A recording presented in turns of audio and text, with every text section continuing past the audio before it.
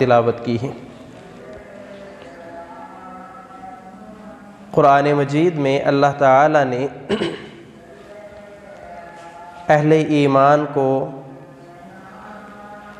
مخاطب کیا ہے اور فرمایا ہے یا ایھا الذین آمنوا لا تتخذوا عدوی وعدوکم اولیاء، اے اہل ایمان تم اللہ اور اس کے رسول علیہ الصلاۃ والسلام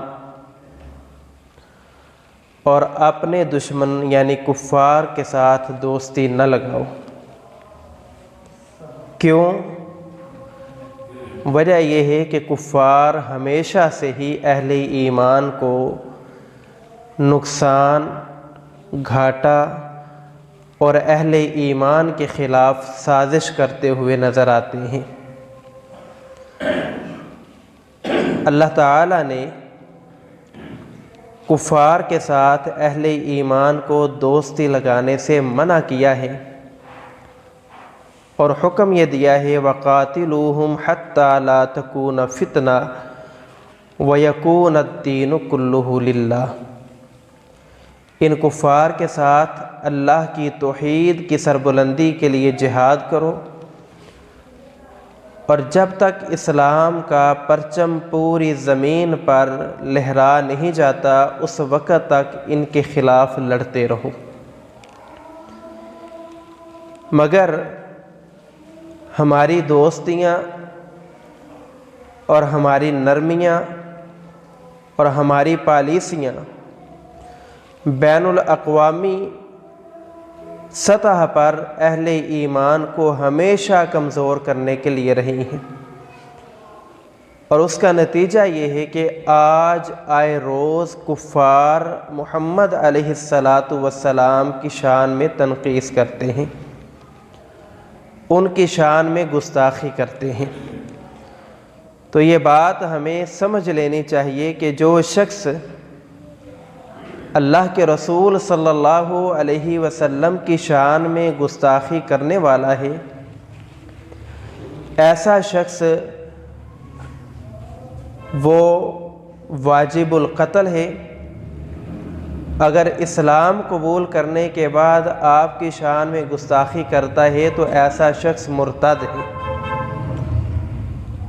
قرآن مجید میں اللہ رب العالمین نے ارشاد فرمایا ہے وَمَا كَانَ لَكُمْ أَن تُؤْذُوا رَسُولَ اللَّهِ، اہل ایمان کی شان نہیں کہ وہ آپ علیہ السلام کی شان میں تنقیص کریں۔ اور دوسرے مقام پہ اللہ نے فرمایا قل، اے نبی علیہ السلام آپ فرما دیجئے اب اللہ و آیاتہ و رسولہ، کیا تم اللہ کے ساتھ، اللہ کی آیات اور اس کے رسول کے ساتھ تستہزئون مذاق کر رہے ہو، ان کی شان میں گستاخی کر رہے ہو؟ اور جو شخص اللہ کے رسول صلی اللہ علیہ وسلم کی شان میں گستاخی کرتا ہے، اس کے متعلق قرآن مجید میں اللہ تعالیٰ نے ارشاد فرمایا ہے ان الذین یؤذون اللہ ورسولہ، کہ وہ لوگ جو اللہ اور اس کے رسول کی شان میں گستاخی کرتے ہیں اور اللہ اور اس کے رسول کو تکلیف ایذا پہنچاتے ہیں، یؤذون اللہ ورسولہ، اللہ کو بھی اور اس کے رسول کو بھی پریشان کرتے ہیں اور ان کی شان میں گستاخی کرتے ہیں، لعنہم اللہ فی الدنیا والآخرہ، دنیا میں بھی ان پر اللہ کی لعنت نازل ہوتی ہے اور آخرت میں بھی ان پر اللہ کی لعنت نازل ہوگی، وَلَهُمْ عَذَابٌ مُّهِينٌ، تو ایسے لوگوں کے لیے رسوا کرنے والا عذاب ہے۔ تو پہلی بات یہ سمجھ آئی کہ جو شخص اللہ کے رسول صلی اللہ علیہ وسلم کی شان میں گستاخی کرے گا، ایسا شخص اللہ کے عذاب کا مستحق ہے اور ایسا شخص اللہ کی لعنت کا مستحق ہے اور جہنم میں ابد الآباد رہے گا۔ دوسری بات یہ ہے کہ جو شخص اللہ کے رسول صلی اللہ علیہ وسلم کی شان میں گستاخی کرے گا اسے قتل کون کرے گا، اسے سزا کون دے گا۔ اس سلسلہ میں بھی رسول اللہ صلی اللہ علیہ وسلم کی سیرت ہمارے سامنے موجود ہے۔ مدینہ شہر ہے، اللہ کے نبی صلی اللہ علیہ وسلم اپنے صحابہ سے مخاطب ہیں اور آپ نے ارشاد فرمایا ملک کعب بن اشرف، کون ہے جو کعب بن اشرف سے میرا بدلہ لے گا، کون ہے جو کعب بن اشرف یہودی کو قتل کرے گا۔ فَإِنَّهُ قَدْ أَذَى اللَّهَ وَرَسُولَهُ، یہ وہ شخص ہے جس نے اللہ اور اس کے رسول صلی اللہ علیہ وسلم کو ایذا پہنچائی ہے، انہیں تکلیف پہنچائی ہے، ان کی شان میں گستاخی کی ہے۔ محمد بن مسلمہ رضی اللہ تعالی عنہ کھڑے ہوئے اور کہا اللہ کے رسول کعب بن اشرف کو میں قتل کروں گا۔ محمد بن مسلمہ کعب بن اشرف کے پاس گئے، مکالمہ ہوا۔ یہ ایک طویل حدیث ہے جو اللہ کے رسول کی صحیح بخاری میں موجود ہے۔ آپ نے کعب بن اشرف کو سر سے پکڑا اور اسے قتل کیا اور آ کر اللہ کے رسول صلی اللہ علیہ وسلم کے پاس یہ خبر دی کہ اللہ کے رسول میں نے کعب بن اشرف کو قتل کر دیا ہے، آپ کے حکم کی تعمیل کر دی ہے۔ اور دوسری حدیث ہے بعث رسول اللہ صلی اللہ علیہ وسلم الی ابی رافع، اللہ کے رسول صلی اللہ علیہ وسلم نے انصار صحابہ میں سے کچھ لوگوں کو ابی رافع کی طرف بھیجا، ابو رافع یہودی کے پاس بھیجا۔ وَأَمَرَ عَلَيْهِمْ عَبْدَ اللَّهِ بْنَ عَتِيقٍ، اور انصار صحابہ پر امیر مقرر کیا حضرت عبداللہ بن عتیق رضی اللہ تعالی عنہ کو، اور حکم یہ دیا کہ ابو رافع یہودی کو قتل کیا جائے۔ کیوں؟ کان ابو رافع یوزی رسول اللہ صلی اللہ علیہ وسلم ویعین علیہ، یہ ابو رافع اتنا بدبخت انسان ہے کہ اس نے اللہ کے رسول کی شان میں گستاخی کی ہے، اور جو اس کی لونڈیاں ہیں یہ انہیں اشعار لکھ کے دیتا ہے، وہ لونڈیاں اشعار پڑھتی ہیں اور وہ اشعار محمد الرسول اللہ صلی اللہ علیہ وسلم کی شان میں تنقیص والے ہوتے ہیں، گستاخی والے ہوتے ہیں۔ حضرت عبداللہ بن عتیق رضی اللہ تعالی عنہ نے ابو رافع کو قتل کر دیا۔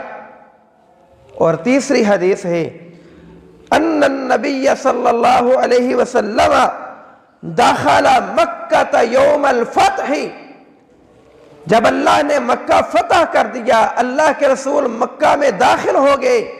جاء رجل، ایک شخص اللہ کے رسول کے پاس آیا اور آ کر کہتا ہے اے اللہ کے رسول، ابن خطل وہ بیت اللہ کے غلاف سے لپٹ چکا ہے، میرے لیے کیا حکم ہے؟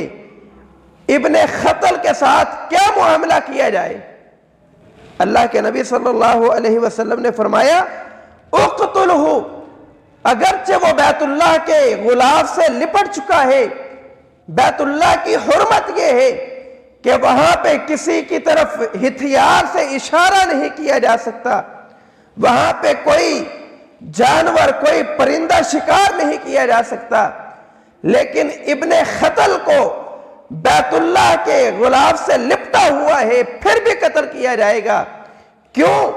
یہ اللہ کے رسول کی شان میں گستاخی کیا کرتا تھا، اور صحابہ نے اسے وہاں پہ جا کر قتل کر دیا، اور پوری امت کے لیے یہ سبق چھوڑ دیا کہ جو شخص بھی رسول اللہ صلی اللہ علیہ وسلم کی شان میں گستاخی کرے گا، ایسا شخص اسے قتل کر دیا جائے گا۔ اور کون قتل کرے گا؟ ان تینوں احادیث کا جو خلاصہ ہے وہ یہ ہے کہ بعث رسول اللہ کے رسول نے حکم دیا کہ ابو رافع کو قتل کر دیا جائے۔ من الکعب ابن اشرف، کعب بن اشرف کو کون قتل کرے گا؟ یہ کون کہہ رہا ہے؟ یہ محمد الرسول اللہ کہہ رہے ہیں۔ سوال کرنے والے نے سوال کیا، ابن قتل کعبہ کے غلاف سے لپٹ چکا ہے۔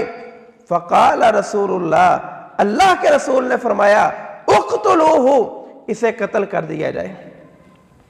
اللہ کے رسول کون ہیں؟ اسلامی ریاست قائم ہو چکی ہے، اسلامی حکومت بن چکی ہے، مسلمانوں کے خلیفہ ہیں، مسلمانوں کے حکمران ہیں، مسلمانوں کے وزیر اعظم ہیں، اللہ کے رسول ہیں، مسلمانوں کے حکمران ہیں۔ مسلمانوں کا حکمران حکم دے، پھر اسے جو رسول اللہ کی گستاخی کرنے والا ہے اسے قتل کیا جائے گا۔ میں اور آپ اپنے منہ سے کھڑے ہو جائیں اور کسی شخص کو قتل کر دیں اور یہ کہیں کہ اس نے اللہ کے رسول کی شان میں گستاخی کی ہے، یہ میرا اور آپ کا ذمہ نہیں ہے، یہ ہماری حکومت کی ذمہ داری ہے۔ وقت کی جو حکومت ہے اس کے اوپر یہ ذمہ داری آتی ہے کہ وہ رسول اللہ صلی اللہ علیہ وسلم کی شان میں گستاخی کرنے والے کو قتل کر دے۔ اگر حکومت اس معاملے میں سستی کا مظاہرہ کرتی ہے، پھر اصول یہ ہے، ضابطہ اور قانون یہ ہے کہ تمام مکاتب فکر کے علماء بیٹھیں، علماء کی کمیٹی بنے، علماء کی کمیٹی جو متفقہ فیصلہ صادر کرے، اس فیصلے پر امت کا اتفاق ہو، جو فیصلہ جو فتویٰ وہاں سے آئے اس پر عمل کرنا رعایا کی ذمہ داری ہے۔ اپنی مرضی سے میں اور آپ اٹھ جائیں، یہ رعایا کا امن تباہ کرنے والی بات ہے۔ اور اس طرح کا واقعہ ابھی کل پیش آیا ہے کہ ایک بینک مینیجر کو اپنی ذاتی رنجش کی بنیاد پر قتل کر دیا گیا اور الزام یہ لگایا کہ اس نے رسول اللہ صلی اللہ علیہ وسلم کی شان میں گستاخی کی ہے۔ ذاتی رنجش ہے، اور رنجش کیا ہے کہ میرے پیر صاحب آئے ہیں، بینک مینیجر نے کہا اللہ حاجت روا ہے، اللہ کے علاوہ کوئی حاجت روا نہیں ہے، اس بات پر اس نے بینک مینیجر کو قتل کر دیا اور کیا الزام دیا کہ اس نے رسول اللہ کی شان میں گستاخی کی ہے۔ تو کسی فرد کو یہ حق حاصل نہیں کہ وہ قانون اپنے ہاتھ میں لے۔ اگر اس طرح کا معاملہ ہوگا ملک کا امن تباہ و برباد ہو جائے گا۔ ہاں، اگر کوئی شخص جذبات میں آ کر غلطی میں آ کر جذبات میں آ کر یہ غلطی کر بیٹھتا ہے، اپنی مرضی سے کسی گستاخ رسول کو قتل کر دیتا ہے، کیا ایسے شخص کو قتل کے بدلہ قتل کیا جائے گا؟ کیا ایسے شخص کو قتل کی وجہ سے جیل کی سوراخوں کے پیچھے ڈال دیا جائے گا؟ اس سلسلہ میں بھی رسول اللہ صلی اللہ علیہ وسلم نے امت کی رہنمائی کر دی ہے۔ اللہ کے نبی صلی اللہ علیہ وسلم کی حیات طیبہ ہے، آپ کا ایک نبینہ صحابی ہے، اور وہ نبینہ صحابی اس کی ایک لونڈی ہے ام الولد۔ ام الولد کا مطلب یہ ہے اس لونڈی میں سے اللہ تعالیٰ نے اس نبینہ صحابی کو بیٹے عطا کیے ہیں، اولاد عطا کی ہے۔ وہ رسول اللہ صلی اللہ علیہ وسلم کی شان میں گستاخی کرتی ہے، نبینہ صحابی اسے سمجھاتا ہے، وہ باز نہیں آتی، بالآخر مجبور ہو کر نبینہ صحابی نے خنجر لے کر اس ام الولد کو قتل کر دیا۔ یہ خبر اللہ کے رسول کے پاس پہنچی، نماز فجر کا وقت ہے، آپ علیہ السلام نے منبر پر آ کر کہا کس نے ام الولد کو لونڈی کو قتل کیا ہے؟ وہ نابینا صحابی اٹھ کے آگے آیا کہ اللہ کے رسول میں نے قتل کیا ہے۔ کیوں قتل کیا ہے؟ اللہ کے رسول یہ لونڈی میرے ساتھ بڑی محبت کرتی ہے، یہ میرے ساتھ بڑا پیار کرتی ہے، اللہ نے مجھے موتیوں جیسے خوبصورت بیٹے اس میں سے عطا کیے ہیں، لیکن یہ آپ کی شان میں گستاخی کرتی ہے۔ میں نے اسے کئی بار سمجھایا، یہ باز نہ آئی، مجبور ہو کر میں نے اسے قتل کر دیا ہے۔ اللہ کے نبی صلی اللہ علیہ وسلم نے فرمایا الا اشہدو، اے میرے صحابہ اس بات پر گواہ ہو جاؤ، اس بات پر تم گواہ بن جاؤ، ان دمہا حدر، میرے اس صحابی نے جو عمل کیا ہے بالکل صحیح عمل کیا ہے، حاضرن قتل کے بدلہ میں قتل نہیں کروں گا، بلکہ اس کا عمل درست ہے، اس عورت کا، اس لونڈے کا، ام الولد کا خون میں محمد رسول اللہ معاف کر رہا ہوں۔ دوسری حدیث، ایک یہودی عورت ہے، وہ اللہ کے رسول صلی اللہ علیہ وسلم کی شان میں گستاخی کرتی ہے۔ اللہ کے نبی صلی اللہ علیہ وسلم کے ایک صحابی نے اس پر حملہ کیا، حتیٰ ماتت، وہ یہودی عورت مر گئی۔ اللہ کے رسول علیہ السلام کو خبر ہوئی، فَأَبْطَلَ دَمَهَا رسول اللہ صلی اللہ علیہ وسلم، اللہ کے نبی صلی اللہ علیہ وسلم نے فرمایا اس کا خون معاف ہے، تو نے جو عمل کیا ہے وہ درست عمل کیا ہے۔ ان دونوں احادیث سے جو بات ہمیں سمجھ آئی، پہلی بات تو یہ ہے گستاخ رسول کو قتل کرنا یہ حکومت وقت کی ذمہ داری ہے۔ اگر کوئی شخص جذبات میں آ کر اس طرح کا عمل کر دیتا ہے، گستاخ رسول کو قتل کرتا ہے، اللہ کے نبی صلی اللہ علیہ وسلم نے اس پر کوئی حد مقرر نہیں کی، اس کا خون معاف کیا ہے، لیکن ذمہ داری یہ ہے کہ حکومت کام کرے۔ آج کے دور میں ہم کسی کو فتویٰ نہیں دیتے کہ میں اور آپ میں سے کوئی اٹھ کے کسی کو قتل کرے۔ کیوں؟ آج کا دور فتنوں سے بھرا ہوا دور ہے۔ آج ذاتی رنجشوں کی وجہ سے ہم کسی کو قتل کر دیں اور یہ الزام لگائیں کہ اس نے اللہ کے رسول کی گستاخی کی ہے، یہ سراسر زیادتی ہے، ظلم ہے، اسلام اس کی اجازت نہیں دیتا ہے۔ یہ تو وہ باتیں ہیں جس کا تعلق آج ہمارے ساتھ ہے، لیکن یہ بات یاد رکھیں، شروع سے لے کے آج تک یہ مسئلہ مختلف ہی نہیں ہوا۔ امت میں سے کسی ایک شخص نے بھی شروع سے لے کے آج تک کسی ایک شخص نے بھی اس مسئلے میں اختلاف نہیں کیا۔ سب کا اتفاق ہے کہ اللہ کے نبی صلی اللہ علیہ وسلم کی شان میں جو گستاخی کرے گا اسے اس زمین پر زندہ رکھنا یہ بالکل ناجائز ہے، یہ درست نہیں ہے، سزا یہ ہے کہ وہ قتل کر دیا جائے۔ اب معاملہ یہ ہے کہ کوئی شخص یہ کہے کہ میں توبہ کرتا ہوں، اس کے بارے میں کیا حکم ہے؟ اس کے بارے میں حکم یہ ہے، علماء کے اس میں دو آراء ہیں۔ ایک رائے تو یہ ہے کہ اسے قتل کیا جائے گا، اس کی توبہ بھی قبول نہیں ہوگی۔ دوسری رائے یہ ہے اگر کوئی شخص توبہ کر لیتا ہے، امت کے جمع غفیر میں آ کر توبہ کرے اور پکی توبہ کرے، اس کے بعد کبھی بھی اللہ کے رسول کی نافرمانی اور گستاخی نہ کرے، جب مر جائے اس کا ظاہر دیکھتے ہوئے اس کی نماز جنازہ ادا کرے، اس کا ظاہر دیکھتے ہوئے۔ مرنے کے بعد اس کا معاملہ جو ہو سو ہو، وہ جانے اور اللہ جانے۔ کیوں؟ وہ یہ کہتے ہیں کہ اس کا تعلق حقوق العباد کے ساتھ ہے۔ اگر میرے ساتھ کوئی ظلم زیادتی کرے، جب تک میں معاف نہ کروں اس کی معافی نہیں ہے۔